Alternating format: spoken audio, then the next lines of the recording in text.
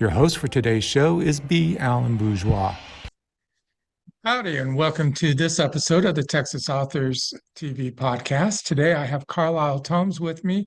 He's an award-winning author and much more. Welcome, Karlyle, how are you? I'm pretty good, all things considered. And thank you for One thank of you those for days, huh? asking. I can understand that. So let's just jump right into it and tell me what got you motivated into being a writer. Well, my dad was kind of a writer. The the book that the well, actually, the first book that was ever published about Japanese prisoners of war was published about my dad in 1954. It was Laughter in Hell, written by Stephen Merrick. And my dad didn't so much write it as he was, Stephen Merrick was the writer, and my dad contributed because he had kept a journal during his 4 years as a prisoner of war in Japan.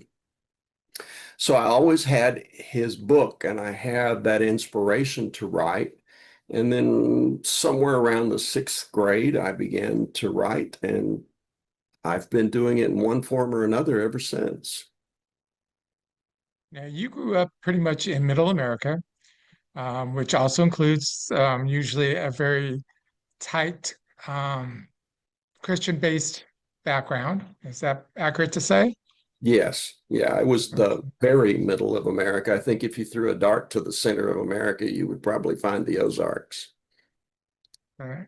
So, with your background, you had a lot of challenges facing you. Was that part of the reason you chose to write was to help release some of that, to help understand it better? I think helping to relieve it and understand it better was a good part of that. I wrote a lot of poetry when I was in high school. What troubled teen does not write poetry, goth or not? And I think writing poetry was one of the ways that I coped with what was going on. And what was going on is isolated in rural Arkansas, growing up gay in the 1960s, attending an authoritarian fundamentalist church and trying to deal with all of that. And the writing, I think, sort of helped me process it. So that's actually a great way to go right into your latest book, which is The Goals Are Always Laughing, which is poetry and prose about your trauma and turmoils. So why don't you go ahead and explain a little bit more about that book and how it came to be created? Well, the book is essentially my autobiography, but it's poetry and prose. It's not all poetry. Um, I go back into my childhood and poems that I wrote during my childhood, my teen years through college. But I also have poetry that I wrote about my childhood. I have poetry that I wrote about my experiences in relationships, and I have poetry that I wrote about coming to my spiritual connection. The subtitle of the book is A Gay Man's Journey to Healing and Spirituality. And I kind of came to the idea for that when I moved to Texas, which was a horrible move. I didn't know anybody here. I rented an apartment online. I moved sight unseen. They had lied to me. The apartment was rat infested, had mold, broken windows, broken hinges, trash piled on the landing, et cetera, et cetera. And I was pissed off. And and so I had this job and I was going to work and I was coming home to this horrible apartment every day. The caveat was that it just happened to be across the street from a beach. And I also do photography, and I would take my camera over to the beach every day after work when the weather permitting, and I would photograph. And one of the things that I noticed as I was trying to photograph the gulls is that they always seemed like they were laughing. And the message to me was laugh it off. This is not forever. You'll get through this. Don't take it so seriously. One of my favorite quotes is Oscar Wilde, life is too important to be taken seriously. And it was a reminder to get back to my happiness skills, to get back to learning how to blow things off and take it lightly and not be so serious. And so I also wrote poetry during that time because I always go back to poetry as my coping mechanism, as one of my coping mechanisms. And that gave me the idea for the book. You mentioned it's one of your coping aspects. Um, I assume writing fictional stories or other types of writing are also part of that coping. Is that correct? Yeah, yeah, they are. You'll find me in all of my novels, one way or the other. I do fully understand that. Yeah. Even with my 50 books I've published, I'm in each and every one of them somehow, somewhere. So, so with and the seagulls, what do you think was the most challenging part of putting that together? Because it is about an autobiography, and even though it's written in prose and poetry, which is hard in itself, what else do you find to be difficult about putting that together? Well, I initially did it just as poetry, and I think I rushed on that, and I put it together and self-published it without the subtitle, just as poetry. And then as time went on, some things happened. And one of those things that happened was I started looking at what was happening in our country. What I started looking at is my own journey. You know, for instance, when I was 16 years old, the minister of our church did a sermon in which he said the sin of homosexuality is worse than the sin of murder. And so I looked at that and I looked at the suicide rates among gay youth, among gay people in general, as being so much higher than the general population. And I thought, you know, I need to speak to this. And I need to speak to my coping and maybe share that coping that someone else may find possibility of inspiration in it and understand you got a right to be here. So I went back and I I wrote an introduction. This is basically my story, very quick and dirty. And then I did an introduction to every poem. This is where this came from. This is when it happened. This is why I wrote this poem, et cetera, et cetera. And then I did an epilogue, encouraging people to understand their worth and their right to exist. When was the book published? I know it was fairly recent. Yeah, it was I think it was November 2024.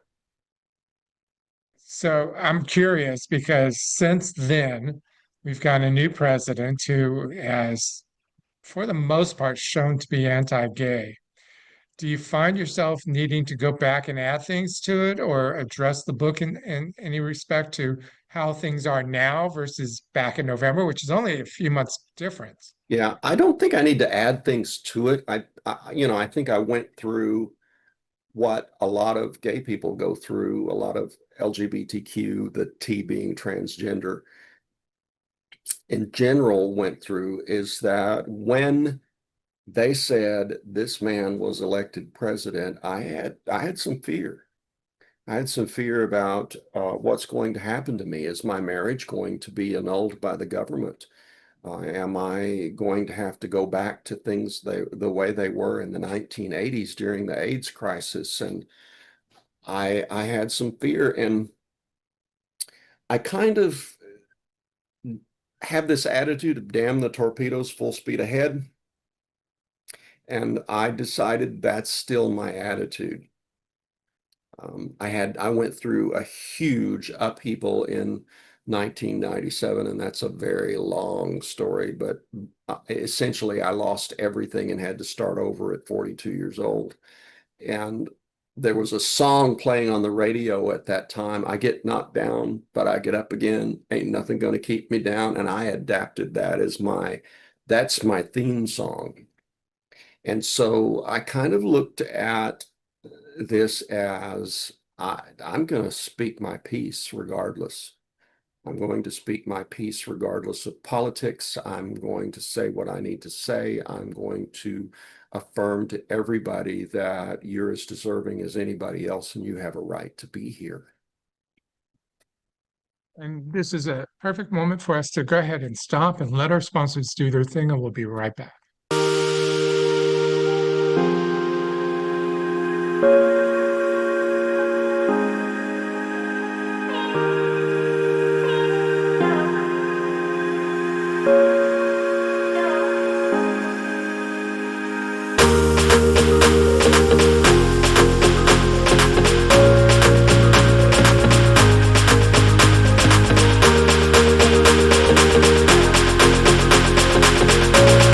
Introducing the Texas Authors Magazine.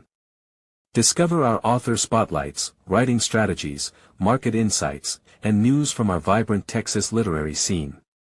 Starting with our July 2025 issue, as you see here, our exclusive Author Spotlight series brings Texas voices front and center. Grow your reach, connect with peers, and celebrate Texas storytelling. Get your free copy or join today at texasauthorsmuseum.com.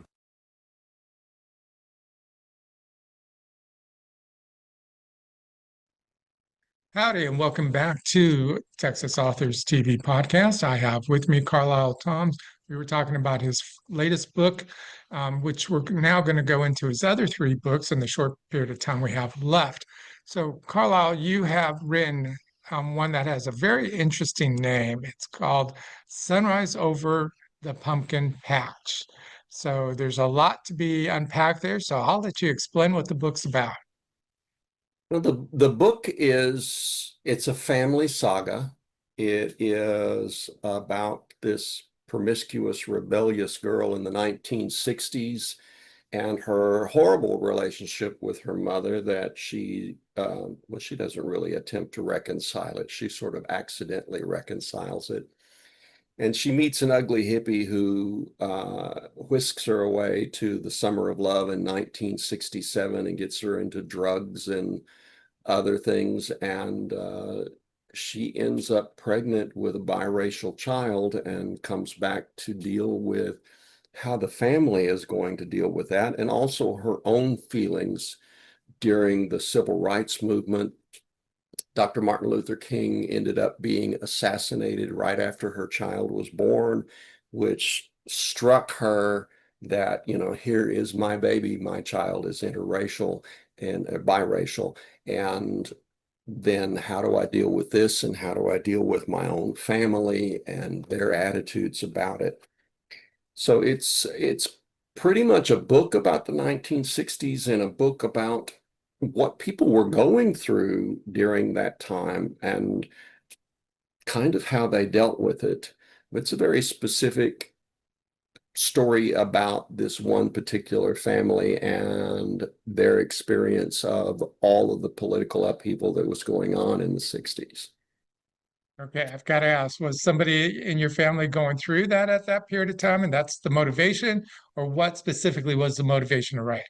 The motivation, the book started, actually, this is an update. This is a slight revision of my first book, which was called Confessions from the Pumpkin Patch. In that book, I was joking around about this burned out old hippie lady and what she might have to say, and got a laugh out of it. So I sat down at the computer and thought, well, I'll just type this out and see what she has to say. She wouldn't shut up. And it was kind of like channeling. And I never completed a novel before. This is actually my first novel. So Sunrise is a revision of my first novel. And she told her story. And, there's some funny parts, but there are also a lot of very poignant parts in the story. She told her story and she wouldn't shut up until she finished. And then I had the book, I had a friend whose husband had 15 novels in publication, and he had dementia at the time, so he couldn't review it, but she reviewed it. She had helped him through his career, and she encouraged me to get it published. I got it to Meredith Sisko, who is known for her work on Winter's Bone, which was a novel written by Daniel Woodruff, and it was a film that was nominated for 4 Academy Awards in 2010. And Meredith Sisko gave it a glowing review, so I thought, I might be a writer.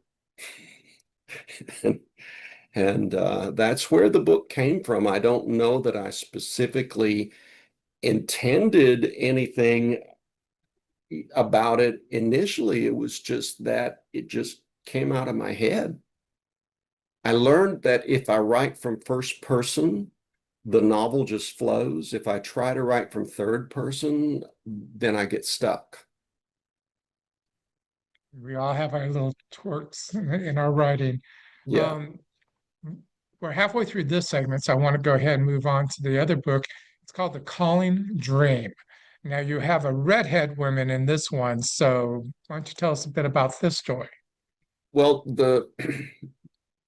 in that book in particular, I use my own childhood for the descriptions of the childhood of Pastor Ronald Dennison. And he begins having these dreams when he's like 10 years old, and dreams of this redheaded woman. His mother wants to brush him off and get rid of him when he's trying to tell her the dream. And she says, well, it means you're called to preach. And she's just saying that. But he takes it to heart that this means he's called to preach. But he continues to have these dreams about the redheaded woman. And he ends up as a famous televangelist over time, and he has a problem. He has a sexual addiction, and he learns that as a televangelist, women will come to him kind of like groupies. And he takes advantages of these women, hiding it from his family, his wife, hiding it from the church, hiding it from his television following, all of that. And it eventually comes crashing down upon him. The dreams of the redheaded woman become his nightmare because she holds a secret deep back in his subconscious that he does not want to admit exists. You you have a lot of available newspaper articles and stories of preachers going through what you've just mentioned. Did you pull any of that from there, or just strictly keep it to your family background? I I did not pull from any of that. In many ways, his story is kind of like mine from a heterosexual perspective, in that I had to deal with my fundamentalist upbringing. And for me, it was being gay. For him, it was being a sexual addict and seducing all of these women. But there are similarities in what he had to reconcile for himself. And I did not, people have said, oh, Jimmy Swaggart. I didn't even think of Jimmy Swaggart when I was writing it. I was thinking of this person who had a problem that he couldn't face and couldn't deal with until he was smack in the face with it and had no choice but to deal with it. And that's toward the end of the book, where he has to face his demons. Um, and of course, we're not going to give away the ending because we want people to buy the book and stuff like that. So we'll leave it there. We have a couple minutes left of this segment. I want to go ahead and start talking about your last book, or last one in your group. It's called The Edge of Smoke.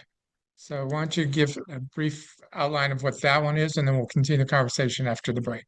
Yeah, um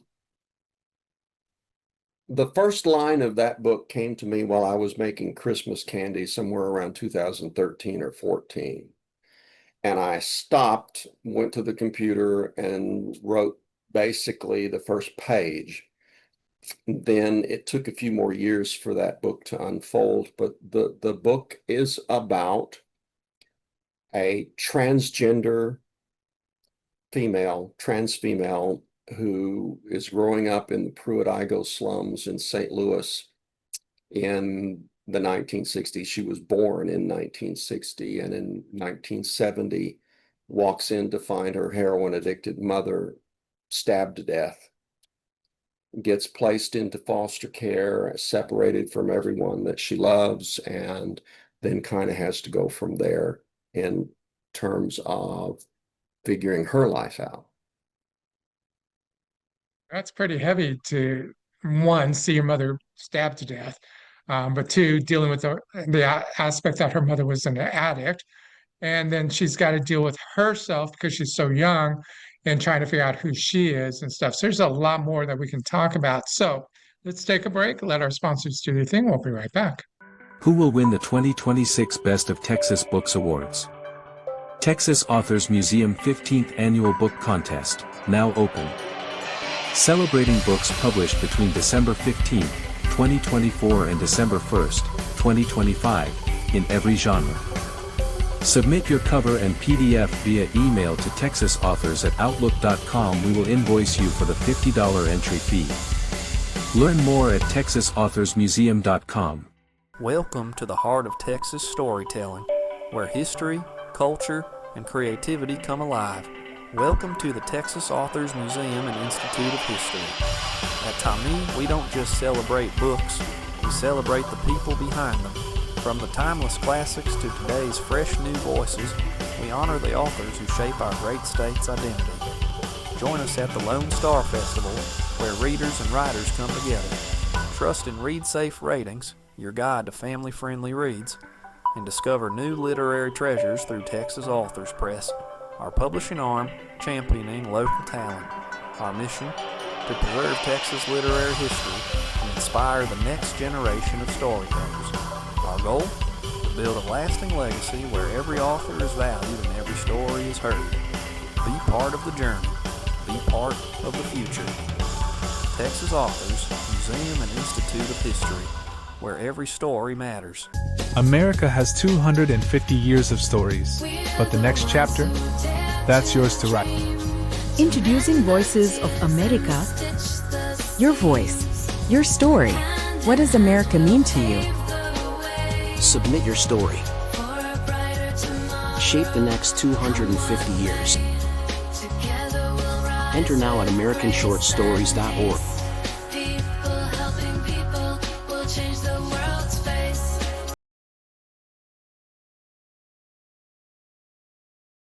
And welcome back. This is your host, Beyond Bourgeois, and you are watching or listening to the Texas Authors Podcast, and we appreciate you being here.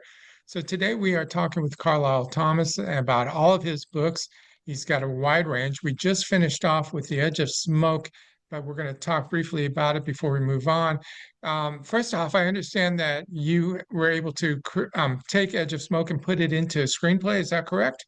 Yes, yeah. It was my first screenplay, and I've been venturing into screenplays over the last 3 years, learning how to write screenplays. And it placed as a semi-finalist in the Palm Springs International Diversity Screenplay Competition and as a quarterfinalist in the Table Read My Screenplay at Cannes competition. So Nice. that lets me think I might have some skills at screenwriting. Yeah, especially with cons. And that must have been really a nice little. That was a wonderful, wonderful thing to see, and I was totally shocked. My agent recommended that I enter those competitions, and I was surprised when I did. Well, congratulations. Um, Real briefly, what is the most important thing out of this last book that you want people to walk away with and understanding about the character? I want people to understand that normal people are transgender, that people who are transgender are human beings, that they go through the same desires, the same conflicts, the same kinds of hopes and dreams and wishes that everybody goes through. And this is a book about someone who is transgender, but it's also about someone who finds herself, who comes to a resolution for herself, including resolving some horrible things from her childhood as well. So to see transgender people functioning as everyday people, experiencing everyday things and being normal. Yes, I've worked with a lot of transgender people over my years and stuff, so I fully understand that. Appreciate you writing that. You have a website, so tell people what the website is. The website is karlyletomms.com, KarlyleTomms.com, and there's several things on there. I don't write blog posts on a regular basis, but there are some more extensive blog posts on there. There are events that are coming up. For instance, I'm going to have a book signing here on the 26th, just around the corner. There are events that are posted there, and of course, information about the books and that sort of thing. And then my art, there's stuff on there about my art as well. And there are also links to my social media pages, and I do like a regular daily mini blog on Instagram and Facebook that folks can also access. So I'll from your website, they can therefore find your social media and follow you accordingly and stuff like that. And so there's two questions left for this episode. One is, what are you working on now? Well, I'm trying to write two other screenplays at the present time. I started working on converting Sunrise Over the Pumpkin Patch into a screenplay, and I'm discovering that it may be far too complicated a story to convert into a 2-hour screenplay, and it's more suited to being a series. If it were to be put into film production, it's more suited to be a series than it is to be just a 2-hour screenplay. I'm surprised that I was able to do Edge of Smoke as a screenplay, but I'm working on that. And then I'm working on a screenplay about something that happened to me when I was in college, and during the conflicts of coming to myself and resolving those issues between being raised in a fundamentalist church versus being true to myself. So that's what that one's about. It's not really about me. It's about somebody else. It takes place in the 1950s, but it's essentially the same story. And the final question for this episode is, as a published writer and someone who's won awards and stuff, what is the one thing you would want to share with somebody who's thinking about writing? Just do it. The old Nike commercial, just do it. Just do it and don't judge it. My godchild, for instance, is a superb writer. She's absolutely incredible. She read to me a story when she was 8 years old that she had written about this young French girl during World War II. Where she got this at 8 years old, I have no idea. She's an incredible writer, but she constantly second guesses herself and questions herself, and she doesn't just turn it loose, let it go. If people judge it negatively, they judge it negatively. If they judge it positively, they judge it positively. Either way, you learn something about yourself and you learn something about your writing. And if you want to be a writer, then write. And let the characters do the talking. And let the characters do the talking. Absolutely. Well, I want to thank you for being with us for this episode. I appreciate it, and we wish you the best of luck. Thank you, and best of luck to you too. Welcome to the Texas Authors TV show. Produced by Beyond Bourgeois for the Texas Authors Museum and Institute of History. Copyright 2025. If you would like to be a sponsor of our show, please reach out to us via email at texasauthors@outlook.com. If you would like to be an author on our show, please email us at texasauthors@outlook.com for more information. Music is Frolic of Words. It was created for Texas Authors Institute by Happy Follows.